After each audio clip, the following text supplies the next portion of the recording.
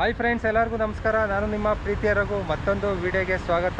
ಇವತ್ತಿನ ವಿಡಿಯೋದಲ್ಲಿ ನಾನು ಬೈಕ್ ಟ್ಯಾಕ್ಸಿ ಅಪ್ಡೇಟ್ ತಿಳಿಸ್ಕೊಡ್ತೀನಿ. 10ನೇ ತಾರೀಕು ಏನು ಹಿಯರಿಂಗ್ಸ್ ನಡೀತು ಹೈಕೋರ್ಟಲ್ಲಿ ಬೈಕ್ ಟ್ಯಾಕ್ಸಿ ಬಗ್ಗೆ. ಕೆಲವೊಬ್ಬರಿಗೆ ಡೌಟ್ ಇರುತ್ತೆ, ಏನಾದ್ರು ಫೈನಲ್ ಜಡ್ಜ್ಮೆಂಟ್ ಏನಾದ್ರು ಬಂದ್ಬಿಡ್ತಾ, ಬೈಕ್ ಟ್ಯಾಕ್ಸಿ ಮಾಡ್ಬೋದಾ ಇವತ್ತಿಂದ ಅಂತಲೂ ಕೂಡ ಕೇಳ್ತಾ ಇರ್ತೀರಿ ಕೆಲವೊಬ್ಬರು. ಇಲ್ಲ, ಆ ಥರ ಏನಿಲ್ಲ. ಹಿಯರಿಂಗ್ಸು ಮುಂದೆ ಹೋಗ್ತಾನೆ ಇದೆ. ಮತ್ತು ಶುಕ್ರವಾರ ಕೂಡ ಹಾಕಿದ್ದಾರೆ, ಅಂದರೆ ಇವತ್ತು ಕೂಡ ಹಾಕಿದ್ದಾರೆ. ಒಂದಿನ 2 ದಿನ 3 ದಿನ ಆ ಥರ ಮುಂದೆ ಆಗ್ತಾ ಹೋಗ್ತಾ ಇದ್ದಾರೆ. ಬೈಕ್ ಟ್ಯಾಕ್ಸಿ ಸದ್ಯಕ್ಕೆ ಇನ್ನೂ ಫೈನಲ್ ಜಡ್ಜ್ಮೆಂಟ್ ಬಂದಿಲ್ಲ. ಅಂದರೆ ಏನು ವಾದ ವಿವಾದಗಳಾಯಿತು ಅನ್ನೋದನ್ನ ನಿಮಗೆ ತಿಳಿಸ್ಕೊಡ್ತೀನಿ. ಇದರಲ್ಲಿ ಬೈಕ್ ಟ್ಯಾಕ್ಸಿ ಪರ ವಕೀಲರು ಯಾರಿದ್ರು, ಅರುಣ್ ಕುಮಾರ್ ಅವರು ಕೂಡ ವಾದ ಮಾಡಿದ್ದಾರೆ. ಫಂಡಮೆಂಟಲ್ ರೈಟ್ಸ್ 19/1G ಪ್ರಕಾರ ನಮಗೊಂದು ಮೂಲಭೂತ ಹಕ್ಕಿದೆ. ಅದ್ರ ಪ್ರಕಾರ ನಾವು ಒಂದು ಕೆಲಸ ಮಾಡ್ಬೋದು. ಟ್ಯಾಕ್ಸಿ ಮಾಡೋದು ಒಂದು ಮೂಲಭೂತ ಹಕ್ಕು. ಇದ್ರ ಪ್ರಕಾರ ನಮಗೆ ಒಂದು ಹಕ್ಕಿದೆ. ಯಾವುದೇ ಕೆಲಸ ಮಾಡಬೇಕು ಅಂದರೂ ಈ ಕಾನೂನಿನಡಿ ಸಂವಿಧಾನದ ಪ್ರಕಾರ ಒಂದು ಹಕ್ಕಿದೆ. ಅದ್ರ ಪ್ರಕಾರ ನಮಗೆ ಮಾನ್ಯತೆ ಕೊಡಬೇಕು. ಈ ಸ್ಟೇಟ್ ಗೌರ್ಮೆಂಟ್ ಏನಿದೆ, ಇದನ್ನು ಯಾವುದನ್ನು ಪರಿಗಣಿಸದೆ ಇದನ್ನು ಹಿಂದಕ್ಕೆ ಹಾಕ್ತಾ ಇದ್ದಾರೆ. ಇದನ್ನು ಯಾವುದೇ ಇದೇ ಥರ ಪರ್ಮಿಷನ್ನ ಕೊಡ್ತೇ ಇಲ್ಲ. ಬೈಕ್ ಟ್ಯಾಕ್ಸಿ ಮಾಡೋಕ್ಕೆ ಗ್ಯಾರೇಜ್ ಪರ್ಮಿಟ್ ಕೊಡ್ಬೋದು. ಬೈಕ್ ಟ್ಯಾಕ್ಸಿ ಮಾಡೋಕ್ಕೆ ಅಂದರೆ ಮೋಟಾರ್ ಸೈಕಲಲ್ಲಿ ಕೂಡ ಬೈಕ್ ಟ್ಯಾಕ್ಸಿ ಮಾಡೋಕ್ಕೆ ಪರ್ಮಿಟ್ ಕೊಡ್ಬೋದು. ಮತ್ತು ಸೆಂಟ್ರಲ್ ಗೌರ್ಮೆಂಟ್ ಕೂಡ ಹೇಳಿದೆ, ಇದಕ್ಕೊಂದು ಗೈಡ್ಲೈನ್ಸ್ ಕೂಡ ಕೊಟ್ಟಿದೆ. ಅದಕ್ಕೆ ಕಾಯ್ದೆ ಒಂದು ತಿದ್ದುಪಡಿ ಕೂಡ ಮಾಡಿ ನೀವು ಬೈಕ್ ಟ್ಯಾಕ್ಸಿ ಕೂಡ ಪರ್ಮಿಷನ್ ಕೊಡ್ಬೋದು ಅಂತಲೂ ಕೂಡ ಹೇಳಿದೆ ಸೆಂಟ್ರಲ್ ಗೌರ್ಮೆಂಟು. ಅದೇ ಪ್ರಕಾರ ನೀವು ಬೈಕ್ ಟ್ಯಾಕ್ಸಿಗೆ ಪರ್ಮಿಷನ್ ಕೊಡಿ. ಇದು ಒಬ್ಬರು ಮೂಲಭೂತ ಹಕ್ಕು. ಒಂದು ಕೆಲಸ ಮಾಡೋದು ಇಂಡಿಯಾದಲ್ಲಿ ಅವರ ಮೂಲಭೂತ ಹಕ್ಕು. ಅದಕ್ಕೆ ಮೋಟಾರ್ ಸೆಕ್ಷನ್ ಕಾಯ್ದೆ ಅಡಿ ನಮಗೆ ಒಂದು ಪರ್ಮಿಷನ್ ಕೊಡಿ ಅನ್ನೋದನ್ನು ವಾದ ಮಾಡಿದ್ದಾರೆ. ತುಂಬ ಚೆನ್ನಾಗಿ ಮಾಡಿದ್ದಾರೆ ಅಂತ ಹೇಳ್ಬೋದು. ಮತ್ತು ಹಿಯರಿಂಗ್ಸ್ ಕೂಡ ಮುಂದೆ ಹೂಡಿದ್ದಾರೆ ಅಂತ ಹೇಳ್ಬೋದು. ಮತ್ತು ಶುಕ್ರವಾರ ಅಂದರೆ ಇವತ್ತಿನ ಡೇಟ್ಗೆ 11ನೇ ತಾರೀಕು ಹಂಗೆ ಕೊಟ್ಟಿದ್ದಾರೆ. ಮತ್ತೆ ಮುಂದೆ ಹೂಡ್ತಾನೇ ಇದ್ದಾರೆ. ಯಾವಾಗ ಫೈನಲ್ ಜಡ್ಜ್ಮೆಂಟ್ ಕೊಡ್ತಾರೆ ಇಲ್ಲ ಅಂತ ಗೊತ್ತಾಗಲ್ಲ. ಹಿಯರಿಂಗ್ಸ್ ಮೇಲೆ ಹಿಯರಿಂಗ್ಸ್ ಬರ್ತಾಯಿದೆ. ಫೈನಲ್ ಜಡ್ಜ್ಮೆಂಟ್ ಯಾವಾಗ ಬರ್ಬೋದು ಅಂತಲೂ ಹೇಳೋಕ್ಕಾಗಲ್ಲ. ಯಾಕಂದರೆ ಇದು ಕೋರ್ಟಲ್ಲಿ ಒಂದು ಯಾವುದಾದ್ರೂ ಒಂದು ಕೇಸ್ ಹೋದರೆ ಅದು ಎಷ್ಟು ವರ್ಷಗಳು ತಗೊಳುತ್ತೆ ಅಂತಲೂ ಹೇಳೋಕ್ಕಾಗಲ್ಲ. ಎಲ್ಲ ವಿಡಿಯೋದಲ್ಲೂ ನಾನು ಹೇಳ್ತಾ ಇದ್ದೀನಿ.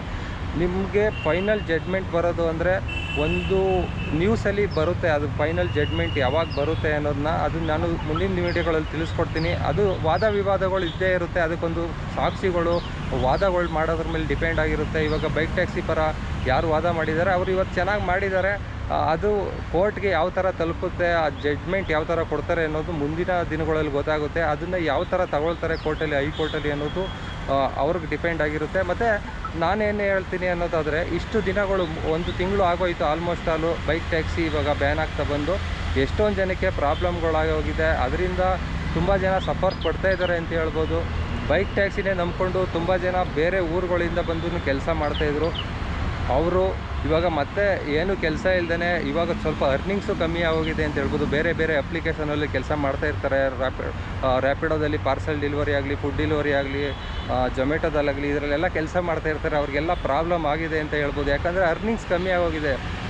ಇದ್ದವ್ರಿಗೂ ಆಲ್ರೆಡಿ ಕೆಲಸ ಮಾಡ್ತಾ ಇದ್ದವ್ರಿಗೂ ಅರ್ನಿಂಗ್ಸ್ ಕಮ್ಮಿ ಆಗೋಗಿದೆ. ಮತ್ತು ಇವಾಗ ಹೋಗಿರೋರ್ಗೂ ಅರ್ನಿಂಗ್ಸ್ ಕಮ್ಮಿ ಆಗಿದೆ. ನಾನೇನೇ ಒಂದು ವಾರದಿಂದ ಮತ್ತೆ ಆನ್ ಮಾಡಿದೆ, ಏನೇನು ಆರ್ಡ್ರ್ ಬರುತ್ತೆ ಅಂತ. ಊಬರ್ ಆಗಲಿ, ರ್ಯಾಪಿಡೋದಾಗಲಿ, ಪಾರ್ಸಲಲ್ಲಿ ಮೊದಲು 5 ನಿಮಿಷಕ್ಕೆ ಒಂದು ಆರ್ಡ್ರು, ಹಂಗೆ ಪಾರ್ಸಲ್ ಆರ್ಡ್ರ್ ಬರ್ತಾಯಿತ್ತು. ಇವಾಗ ಪಾರ್ಸಲ್ ಆರ್ಡ್ರು 15 ನಿಮಿಷ 20 ನಿಮಿಷ 1 ಅವರ್ ಆದರೂ ಆರ್ಡ್ರ್ ಬರೋಲ್ಲ. ಆನ್ ಮಾಡಿ ವೆಯ್ಟ್ ಮಾಡಬೇಕಾಗುತ್ತೆ. ಮತ್ತು ಪಿಕಪ್ ಎಲ್ಲ ಲಾಂಗ್ ಎಲ್ಲ ಇರುತ್ತೆ. ಆ ಥರ ಎಲ್ಲ ಪ್ರಾಬ್ಲಮ್ಸ್ಗಳು ಬಂದಿರುತ್ತೆ. ರೈಡರ್ಸ್ಗಳು ಮಾತ್ರ ತುಂಬ ಜನ ಇದ್ದಾರೆ. ಯಾರಿಗೂ ಆರ್ಡ್ರು ಕೂಡ ಇಲ್ಲ. ಎಲ್ಲ ದಿನ ಒಂದು 500 ರೂಪಾಯಿ ಅರ್ನಿಂಗ್ಸ್ ಮಾಡೋದನ್ನು ಕಷ್ಟ ಆಗೋಗಿದೆ ಅಂತ ಹೇಳ್ಬೋದು. ಇದನ್ನು ಸ್ಟೇಟ್ ಗೌರ್ಮೆಂಟ್ ಏನಿದೆ, ನಮ್ಮ ಮೂಲಭೂತ ಹಕ್ಕನ್ನು ಗೌರವ ಮಾಡಿ ಅದಕ್ಕೊಂದು ಪರಿಹಾರ ಕೊಡಬೇಕು ಅಂತ ಕೇಳ್ಕೊಳ್ತೀವಿ. ಇವಾಗ ಸೆಂಟ್ರಲ್ ಗೌರ್ಮೆಂಟ್ ಏನಿದೆ, ಅವರು ಒಂದು ಗೈಡ್ಲೈನ್ಸ್ ಕೊಟ್ಬಿಟ್ಟಿದ್ದಾರೆ. ಅದ್ರ ಪ್ರಕಾರ ನೀವೊಂದು ಗ್ಯಾರೇಜ್ ಪರ್ಮಿಟ್ ಕೊಟ್ಬಿಟ್ಟು ಮೋಟಾರ್ ಕಾಯ್ದೆಯನ್ನು ತಿದ್ದುಪಡಿ ಮಾಡಿ ನಮಗೆ ಬೈಕ್ ಟ್ಯಾಕ್ಸಿ ಮಾಡಿಕೊಡಿ ಅಂತ ಕೇಳ್ಕೊಳ್ತೀನಿ ಈ ವಿಡಿಯೋ ಮುಖಾಂತರ. ಅದು ಬಂದರೆ ತುಂಬ ಜನಕ್ಕೆ ಅನ್ಎಂಪ್ಲಾಯ್ಮೆಂಟ್ ಹೋಗುತ್ತೆ. ಆಲ್ರೆಡಿ ಇದನ್ನು ನಂಬ್ಕೊಂಡು ಲಕ್ಷಾಂತರ ಜನ ಬಂಡವಾಳ ಹಾಕಿ ಬೈಕೆಲ್ಲ ತೊಗೊಂಡಿದ್ದಾರೆ.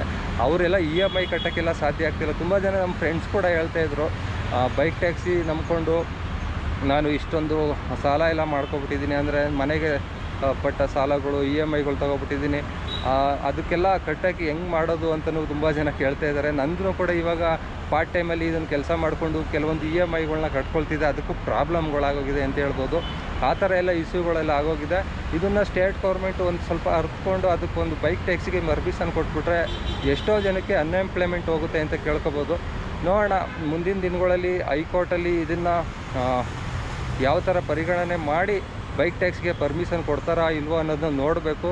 ಅಂದರೆ ವಾದ ವಿವಾದಗಳು ಮಾತ್ರ ನಡೀತಾ ಇರುತ್ತೆ. ಫೈನಲ್ ಜಡ್ಜ್ಮೆಂಟ್ ಬರೋದು ತುಂಬ ದಿನಗಳೇ ತಗೊಳುತ್ತೆ ಅಂತ ಅಂದ್ಕೊಳ್ತೀನಿ. ಯಾಕಂದರೆ ಇದು ನೋಡ್ತಾ ಇದ್ದರೆ ಇಯರಿಂಗ್ಸ್ ಮೇಲೆ ಇಯರಿಂಗ್ಸು 1-3 ದಿನ, 1 ವಾರ, 2 ದಿನ ಆ ಥರ ಮುಂದೆ ಹೋಗ್ತಾ ಇರೋದು ನೋಡಿದ್ರೆ ಯಾವಾಗ ಇದಕ್ಕೆ ಒಂದು ಅಂತ್ಯ ಸಿಗುತ್ತೆ ಅಂತಲೇ ಹೇಳೋಕ್ಕಾಗಲ್ಲ. ನೋಡಿದ್ದೀರಲ್ಲ, 6 ವರ್ಷಗಳಿಂದ ಇವಾಗ ಏನು ಕೋರ್ಟಲ್ಲಿ ಕೇಸ್ ನಡೀತಾ ಇದೆ, ಇವಾಗ ಒಂದು 16ನೇ ತಾರೀಕಿಗೆ ಫುಲ್ ಬಂದ್ ಮಾಡಿಸಿದ್ರು. ಅದೇ ಥರನೇ ಇದನ್ನು ಓಪನ್ ಮಾಡಿಸ್ಬೇಕಂದ್ರೆ ಇನ್ನು ಎಷ್ಟು ದಿನಗಳು ತಗೊಳುತ್ತೆ, ವರ್ಷಗಳು ತಗೊಳುತ್ತೆ ಅಂತ ಹೇಳೋಕ್ಕಾಗಲ್ಲ. ಈ ಥರ ಎಲ್ಲ ಪ್ರಾಬ್ಲಮ್ಗಳಿದೆ. ಮತ್ತು ಯಾರ್ಯಾರು ಬೈಕ್ ಟ್ಯಾಕ್ಸಿ ಮಾಡ್ತಾಯಿದ್ರಿ ಮೊದಲೆಲ್ಲ, ಅವ್ರಿಗೆ ಏನೇನು ಪ್ರಾಬ್ಲಮ್ಸ್ ಆಗಿದೆ ಅನ್ನೋದನ್ನ ಕಮೆಂಟ್ ಮಾಡಿ. ಮತ್ತು ವಿ ನೀಡ್ ಬೈಕ್ ಟ್ಯಾಕ್ಸಿ ಅಂತಲೂ ಕೂಡ ಒಂದು ಕಮೆಂಟ್ ಮಾಡಿ. ಇದಿಷ್ಟಾಗಿತ್ತು ಫ್ರೆಂಡ್ಸ್ ಬೈಕ್ ಟ್ಯಾಕ್ಸಿ ಬಗ್ಗೆ ಒಂದು ಅಪ್ಡೇಟು. ವಿಡಿಯೋ ಹೇಗನ್ನಿಸ್ತು ಏನೋ ಅನ್ನೋದನ್ನ ಕಮೆಂಟ್ ಮಾಡಿ. ಮತ್ತು ನಿಮ್ಮ ಫ್ರೆಂಡ್ಸ್ಗಳಿಗೆ ಶೇರ್ ಮಾಡಿ. ಬೈಕ್ ಟ್ಯಾಕ್ಸಿ ಯಾರ್ಯಾರು ಮಾಡ್ತಾಯಿದ್ರಿ ಅವ್ರಿಗೆಲ್ಲ ಶೇರ್ ಮಾಡಿ. ವಿ ನೀಡ್ ಬೈಕ್ ಟ್ಯಾಕ್ಸಿ ಅಂತ ಒಂದು ಹ್ಯಾಶ್ಟ್ಯಾಗ್ ಮಾಡಿ, ಒಂದು ಕಮೆಂಟ್ ಮಾಡಿ, ಎಲ್ಲರಿಗೂ ರೀಚ್ ಆಗಲಿ.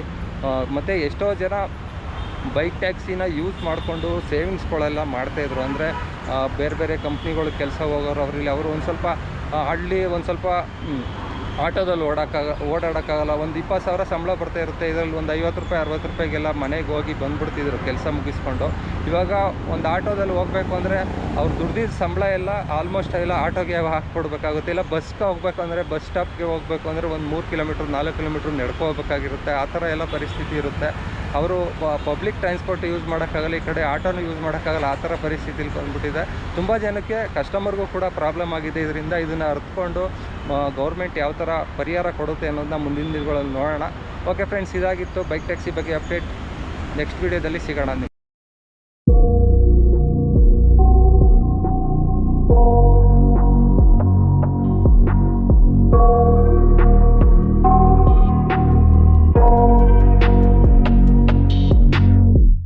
I got nightmares in my head, I fear that the thoughts build up until I can't hear, that my mind fills up into a creature, and it haunts me somewhere much deeper. Anxiety filling up every space.